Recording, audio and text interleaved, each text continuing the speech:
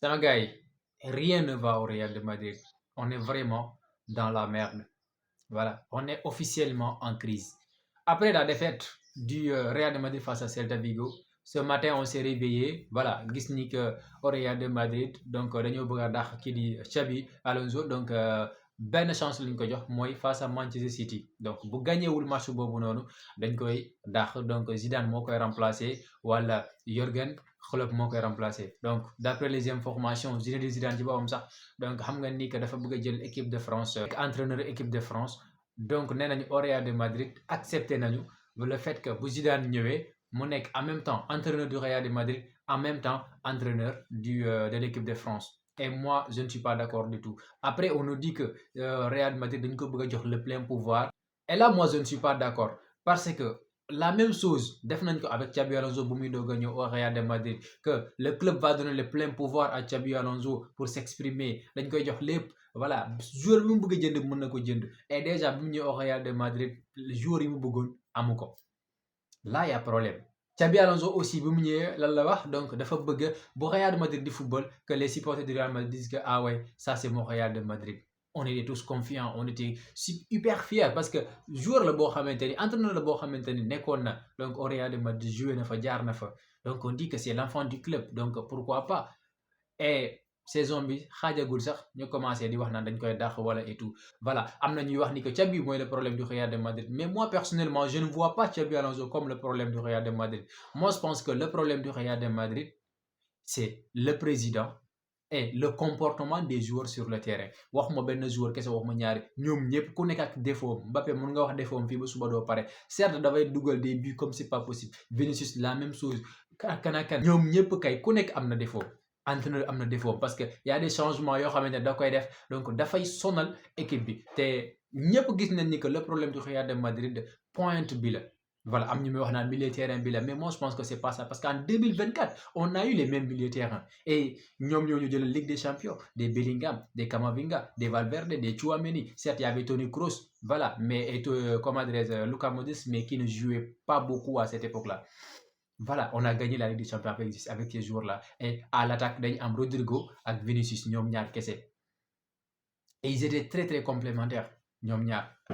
Comme ni ko Luis Enrique di wax mieux vaut que nga am ci sa équipe 5 joueurs 6 joueurs yoo xamante ni kii di dugal 6 kii 7 kii 10 kii 20 que benn joueur boo xamante ni moo lay dugal 30 bi 40 bi par saison. Voilà, moi je suis d'accord avec lui.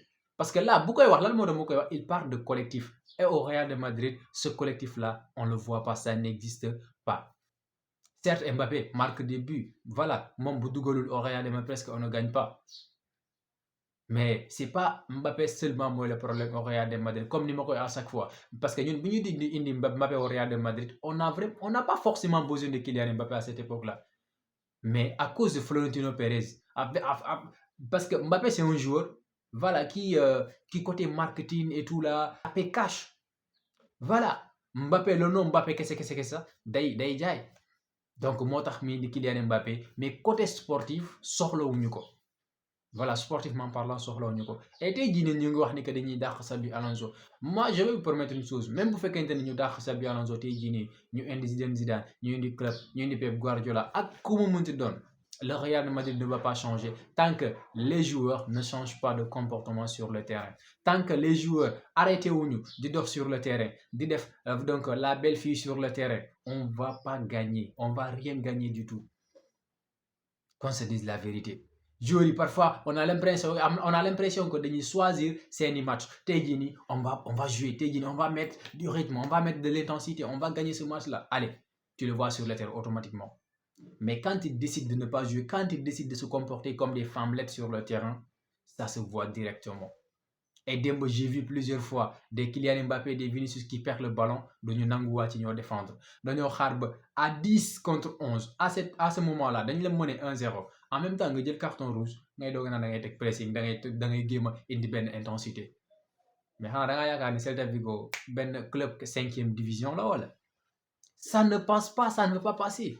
Et ça montre que joueurs yi bu ñu amee envie jouer dañuy football à 10 contre 11 on était meilleur qu'à 11 contre 11 xoolal loolu rek à 10 contre 11 on était meilleur ñoom ñooy le problème bi ak Florentino Pérez C'est eux les problèmes du Real de Madrid.